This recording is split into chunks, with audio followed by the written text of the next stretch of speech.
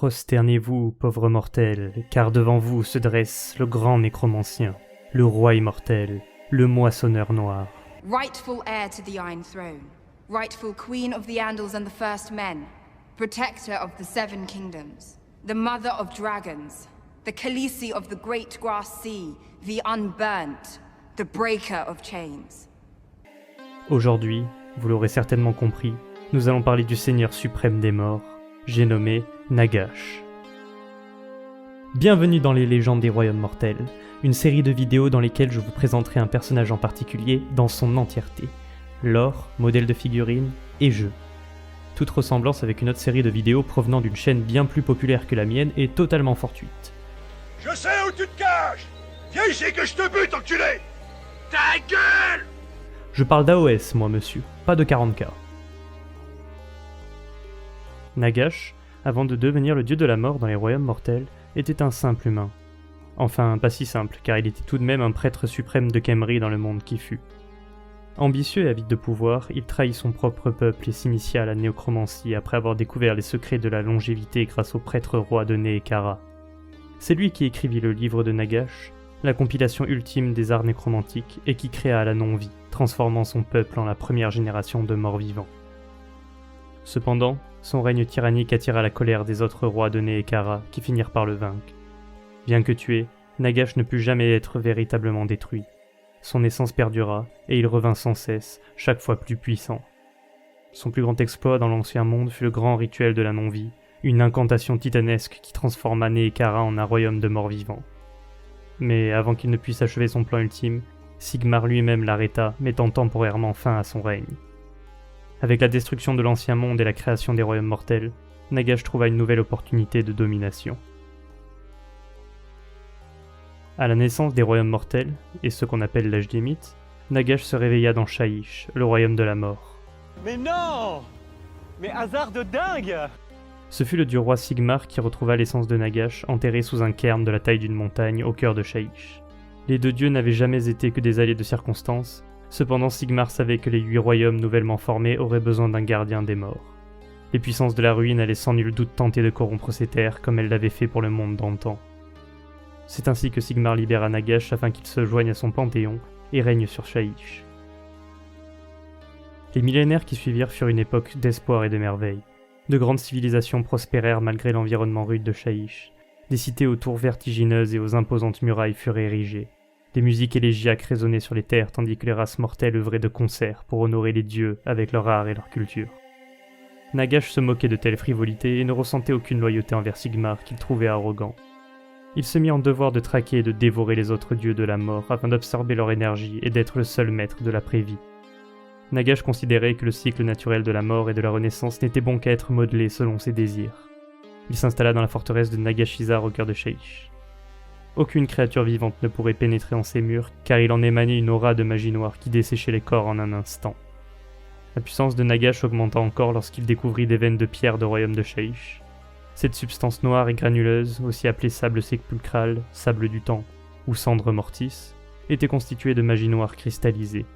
Sur ordre de Nagash, des pyramides inversées et colossales construites à partir de sable sépulcral vitrifié furent figées dans les airs au-dessus de Nagashizar, afin d'attirer toujours plus d'énergie noire vers le cœur de l'empire du grand nécromancien. Il était convaincu que la mort devait être l'unique destination de toutes les âmes, et que lui seul avait le droit de régner sur elles.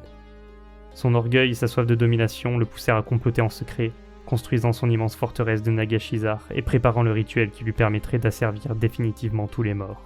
Nagash sous-estima cependant les puissances du chaos.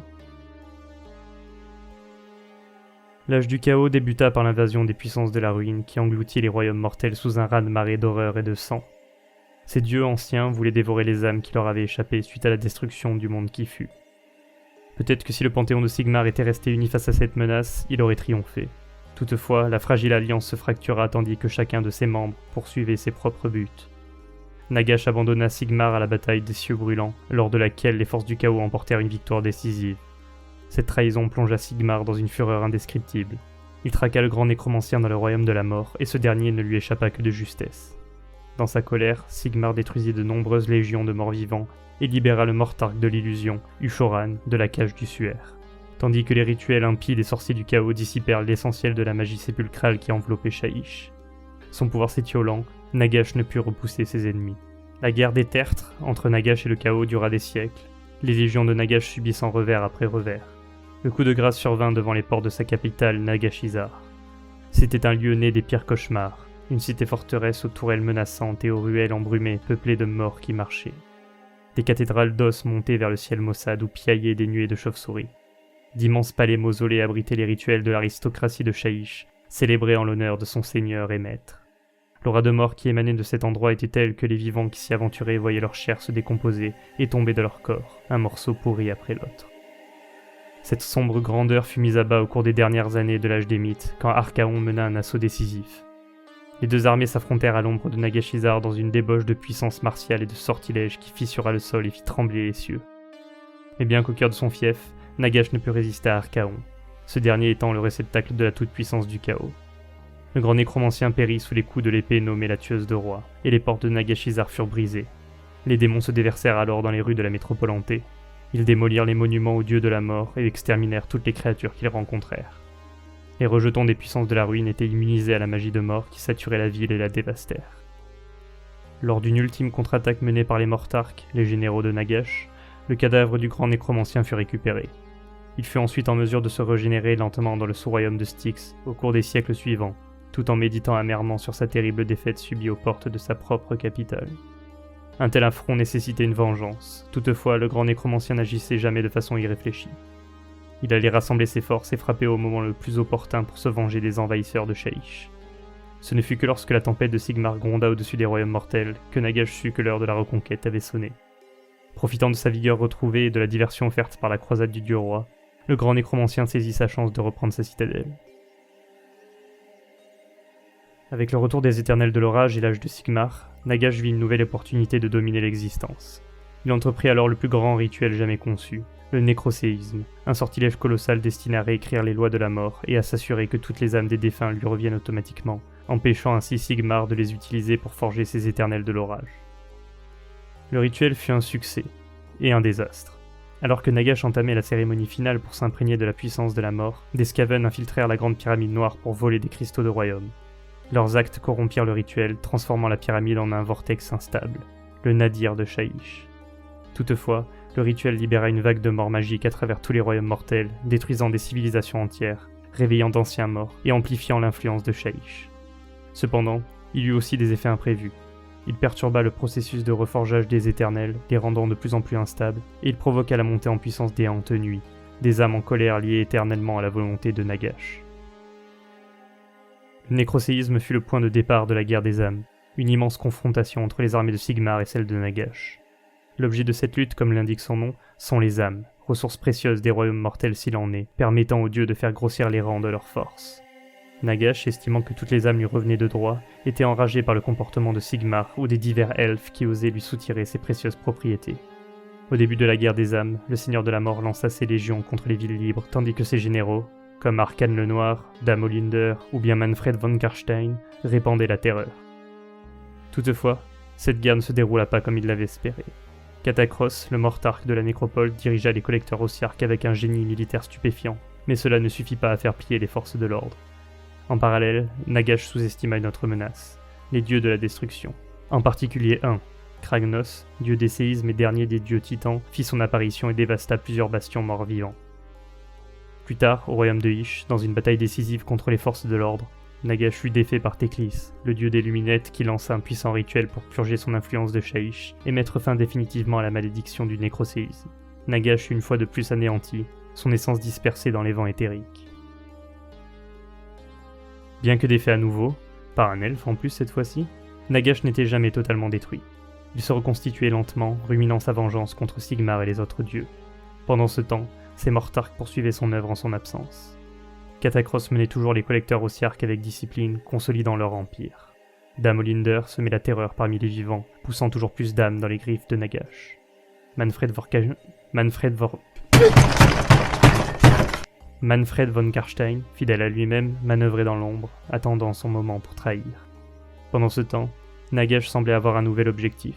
Il ne cherchait plus seulement à dominer les morts, mais à éradiquer toute autre forme d'existence. Il voulait un monde où seule la mort règne, sans dieu, sans vivant, sans âme échappant à son contrôle. Ses pièces étaient en place sur l'échiquier. Nagash se préparait à lancer sa guerre contre les vivants afin de conquérir les royaumes mortels. Son plan était aussi complexe que rusé et se basait sur des complots que le grand nécromancien tissait depuis des milliers d'années. Seul un être aussi patient que lui pouvait attendre aussi longtemps. Ses ennemis n'avaient pas encore réalisé l'ampleur du danger que représentaient les manigances. Pourtant, ils s'apercevaient peu à peu que le pouvoir de Shyish s'éveillait. Dans tous les royaumes, des tertres résonnaient du pas de bottes moisies tandis que des corps décrépits frémissaient dans leurs tombes. Des aurores à la lumière surnaturelle annonçaient la venue des tempêtes maudites qui arrachaient les âmes des vivants de leur corps et ressuscitaient des milliers de cadavres. Les mortels, apeurés, se terraient dans leur ville et priaient leurs dieux. Des esprits des forêts antiques s'éveillaient au son des légions de la non-vie en marche. Les guerriers du chaos observaient depuis les remparts de leur fort cruel, à l'affût d'un adversaire aussi impitoyable qu'eux. La mort approche, ainsi qu'une ère de vengeance qui rappellera aux traîtres et aux usurpateurs qui est le véritable seigneur des esprits défunts. Passons maintenant à sa représentation en figurine. Sortie en avril 2021, Nagash est une vision cauchemardesque de la mort incarnée. Une silhouette squelettique immense revêtue d'une armure noircie et d'eau tordue, perpétuellement entourée d'un cyclone d'âmes hurlantes. Là où devraient se trouver des yeux, on ne trouve que des orbites vides. Au niveau de ses artefacts, Nagash combat avec Zephet Nebdar, la lame mortis, et est protégé par Morrikan, son armure magique. Autour de lui gravitent les 9 livres de Nagash, et dans une main, il brandit à la canache le bâton de pouvoir. Même son regard mortel peut terrasser les plus puissants adversaires. Dans le lore, Nagash est accompagné d'innombrables esprits spectraux qui combattent avec des griffes et des dagues spectrales. Pour des raisons évidentes de sculpture, Games Workshop a décidé de ne représenter que 4 de ces esprits qui accompagnent le grand nécromancien. Une maigre représentation des millions d'âmes servant le roi immortel à travers les royaumes. Des millions? Ah, j'allais oublier. Dans l'univers de Warhammer Fantasy Battle, Nagash avait aussi eu le droit à sa figurine, qui s'affiche juste maintenant. Ouais. Comme quoi, c'était pas toujours mieux avant, hein. Brother, what's that?